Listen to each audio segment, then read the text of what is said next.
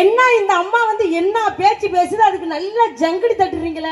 நீ இப்ப பேசி எவ்வளவு சிங்சாங் அடிக்கிற. இல்ல அங்க இருந்து வந்து அடேங்கப்பா 54 ஊர்ல இருந்து பொண்ணு பார்க்க வந்தாங்க. எந்த மாப்பிளையும் பிடிக்கல. கடைசியா வந்த மாப்பிளை பாத்திரத்தை கழுவி வச்சாரு. அதனால பச்சக்குன்னு என் மனசு ஒட்டி. இன்னொன்னு சொல்லாம விட்டுருச்சு, அடுப்பு திட்டையும் கழுவி கொடுத்துட்டு போனாரு.